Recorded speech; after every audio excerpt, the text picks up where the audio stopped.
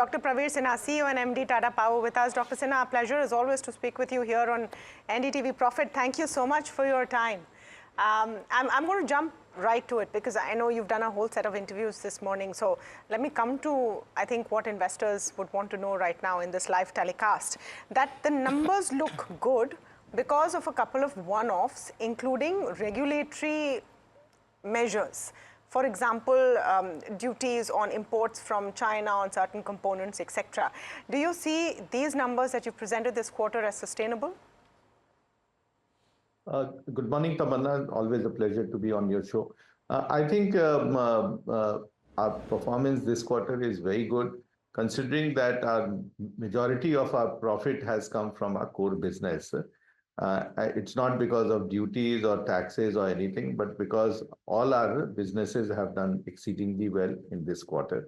And that is why not only our PAT has gone up, but our EBITDA has gone up. So I think what we need to look at it is that our core businesses have started kicking in, and the impact of that is coming in our EBITDA as well as in PAT. Earlier, many of our non-core businesses used to give a benefit. I would say that the four big things that has happened is that our manufacturing in the solar module and cell plant has now stabilized.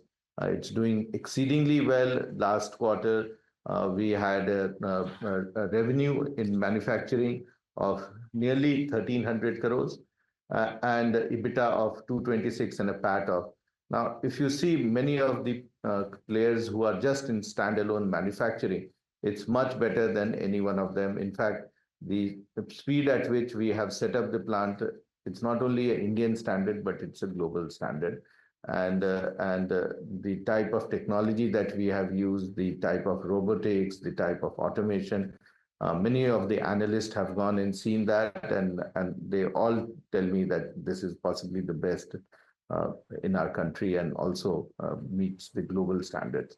Dr. Sinha, I will interrupt over here. We are running slightly short on time, but my quick question to you is, if you have to look at FY30, you're targeting a 2.5 times your FY24 PAT. Do you think that the growth that you're looking at is going to be completely back-ended with renewable energy because fully contributing only by FY28? It's not only renewable. Renewable will play a very, very important role because nearly 60% of our capex goes there. But we will also be growing in our transmission business, in our distribution business, and in our pumped hydro and hydro business. The work in the pumped hydro has started. The work in the hydro plant in Bhutan has started last month itself. So I think we are very much on track, and I don't think there are many players in the sector who have been able to start the work at the speed at which we are going. The work on the second pumped hydro of 1800 megawatt will also start in this year. We are going through the process of various clearances. The work on the second hydro in Bhutan will also start in this year. So I think in terms of speed, we are possibly one of the fastest in this sector. And notwithstanding the fact that there are huge challenges sometimes in getting land and the evacuation and all that, which is not in our control. So I think we have a very strong pipeline, and what we have demonstrated in 21 quarters of consistent performance, you will continue to see that in future also, and much better and much higher increase in PAT and EBITDA numbers. So I think we have surprised everyone consistently, and we will continue to surprise in future too. A very strong positive commentary coming in. May I just ask Dr. Sinha, the margins that you've clocked this time, 21.78%, is that sustainable, taking into account what we've seen with Mundra this time round? I mean, wondering how to look at this, because parts of the street looking at this as a one-off, as a windfall. Do you see these benefits extending into Q4? Absolutely, because as I mentioned to you, we have now done huge amount of capex, and it is the impact of the capital expenditure that today all our businesses have started doing much bigger and much better. Mundra was a problem, but under Section 11, today it is cost neutral and continues to operate in Section 11 because of the huge demand of power in the country. And Mundra issue has become much smaller today than what it was 5 years back. So I think we need to move on and say that how our existing businesses is becoming much larger in terms of their contribution for the profit and EBITDA and margins. And that this will only improve because we are doing very good quality investments, and they will give much higher returns going forward. Right.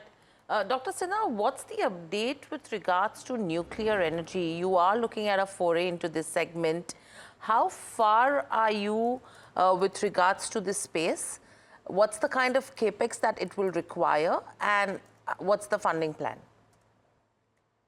I think it's too early to talk about capex and the funding plan because we have only heard from the finance minister that there will be an amendment to the Nuclear Act, and also we need to understand what are the policy support that will be provided by the government. So we need to wait and watch and see that how this will pan out. But what we can tell you is that we are very positive about it. We've done a lot of work in last 2 years, and going forward, we will play a very important role once the sector opens up. Thank you so much, Dr. Sinha, for speaking with us. We actually have so much to speak with you, including, budget allocations, impact, outlook for rooftop solar. But I think we'll have to schedule a slightly longer and more detailed conversation with that, and we look forward to the possibility of that. But absolutely, pleasure, Tamanna, and look forward to catching up again. Absolutely. Dr. Praveer Sinha there on Tata Power. The streets looked at the numbers positively. Brokerages have some questions in mind. We've managed to ask some of them, but of course a detailed chat in the offing.